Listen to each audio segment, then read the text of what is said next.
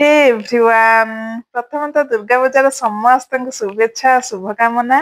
आज महाअष्टमी स्पेशली मुझे आसी आपण मानक कला चना मसला रेसिपी। ए रेसिपी बिना पियाज रसुण रे प्रस्तुत। आपको आपण माने पूरी पराठा सबुथिरे खाई परिबे। खाली महाअष्टमी नुहे जेकोसी ओषाबर व्रत आपण माने ए रेसिपी बनईकी खाई परिबे। तो चलतु स्टार्ट करबा आज रेसिपी। कला चना मसला प्रथमे कला चना को आम सिझेबा से गोटे कप कला चना नहीं राति रे पूरा भिजेकी रखी तो भल भाव में कला चनाटा सिझापी आपण मैंने राति सारा भिजेकी रखिदेवे। तो गोटे कप मुझे कला चना आउ से गोटे तेजपत्र देदेवे। गोटे तेजपत्र देकी आम 3 ରୁ 4 पीस करके नहीं जिबा अदा अदा को देदेवे। तापरे हलदी गुंड देदेवे आउ लूण देदेवे। मु गोटे कप नहीं कला चना से 3.5 कप देदेवे पानी। 3.5 कप पानी देदेवे आउ से किछि देदबा आमे हाफ टीस्पून रो घी दे देकी भल भाव में आमे मिक्स करि नबा। एबे आमे प्रेशर कुकर रो लीड दबा नहीं गोटे बॉयल आसीबा पर्यंत वेट करिबा। गोटे बॉयल आसी साइले आमे प्रेशर कुकर रो लीड देकी सिझेबा। तो देखंतु एबे गोटे बॉयल आसी जाइछि। एबे आमे प्रेशर कुकर रो लीड दे दबा। तो एबे हुइसिल काढ़ी की फ्रेंड्स प्रेशर कुकर रो लीड देबे। तो प्रथमे हाई फ्लेम रे हाई टू मीडियम फ्लेम रे आमे 2टा हुइसिल मारिबा। तापरे आमे लो फ्लेम रे आमे 5 ରୁ 6टा हुइसिल मारिबा पर्यंत वेट करिबा। तो तापरे देखंतु सेपटे कला चना सिझिबा बेलको आमे मसला टी प्रस्तुत करि नबा।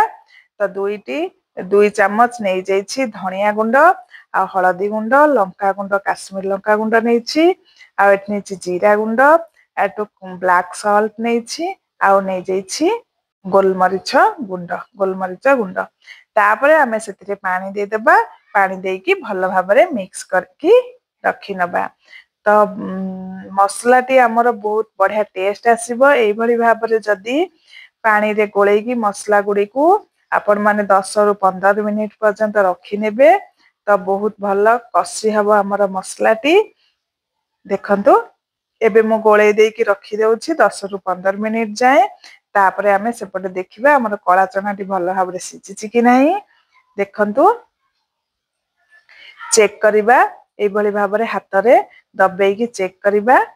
देखंतु कला चना टी पूरा परफेक्ट भाबरे सिझि जाइछि। तो चलंतु एबे मसला चना मसला बनेबा। तो कड़े नहीं जिबा तेल नहीं जिबा आपण माने एठी घी मध्ये यूज करि परिबे। तो तापरे जीरा नहीं जिबा हेंगु दे दबा।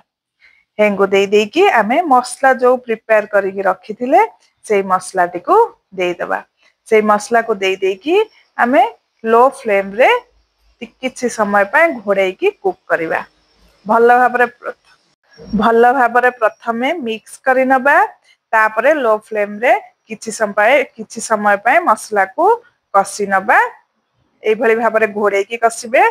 तो तापरे देखंतु हमर मसला टी पूरा कसिबा रेडी हे जाइछि। कारण एथिरे हमर पियाज की रसुण पडुनी। तो सेथि पे हमर जल्दी मसला टी कसिकी रेडी हे गेला। तापरे हमें चना मसला जांक पानी सह पकै नबा। पकै नै कि ताकू भल भाबरे मिक्स करि नबा। ताकू भल भाबरे मिक्स करि नबा। तो प्रथमे हाई फ्लेम रे कुक करिबा। 2 ରୁ 3 फुटा आसिले आमे पूरा लो फ्लेम रे कुक करिबा। घोड़े की आपण माने कुक करिवे। तो देखंतु पूरा 15 ରୁ 20 मिनिट जाय कुक करिवे। देखंतु मु लो फ्लेम रे 15 ରୁ 20 मिनिट परे आपण मानकू देखौची मसला टी हमर किबळी भाबरे रेडी हे जाइछि। देखंतु केते सुंदर भाबरे हमर मसला टी पूरा कळा चना मसला टी रेडी हे जाइछि। एबे आमे ताको कोन करबा ना सेतिरे किछि कंचा लंका दे देबा। आउ आमे गरम मसला दे देबा। आउ आमे दे देबा कसुरी मेथी दे देकी ताको भल भाबरे मिक्स कर नबा। भल भाबरे मिक्स करिकी आउ गोटे 2 मिनिट पर्यंत आमे कुक करिबा। फ्रेंड्स ये रेसिपीटी तो बनैबा बहुत सहज आ बहुत बढ़िया टेस्ट लगी थे कला चना यहाँ ओषा बार व्रत समस्ते खाई था आम तो ओडिया घरे महाअष्टमी समस्ते करी तो ये रेसिपीटी को ट्राई करेंगे तो 1 ରୁ 2 मिनिट पर देखंतु एभली भाव में आमर कला चना टी रेडी हो जाइए आम एसे किसी घी देदबा आ धनिया पत्र किसी देदबा धनिया पत्र किसी देकी भल भाव में मिक्स कर नबा आपण माने फ्रेंड्स प्रसाद रे महाअष्टमी रे ओषार बार व्रत रे जदि एटा खाउछंती फ्रेंड्स पूरा घी रे बनैबे पूरा घी रे बहुत बढ़िया टेस्ट लागि थाए तो देखंतु एबे हमर रेडी हो जाइछि पूरा कला चना मसला टी पूरा रेडी हो जाइछि देखंतु मसला केमिति सब कोट हो जाइछि तो घी दबा द्वारा हमर मसला गुडी को सब कोट हो जाई थाए हमर कला चना रे तो सेति पई पछरे निहाती भाव रे घी टिके ऐड करिवे तो एबे हमर रेडी हो जाइछि कला चना रो रेसिपी आपण माने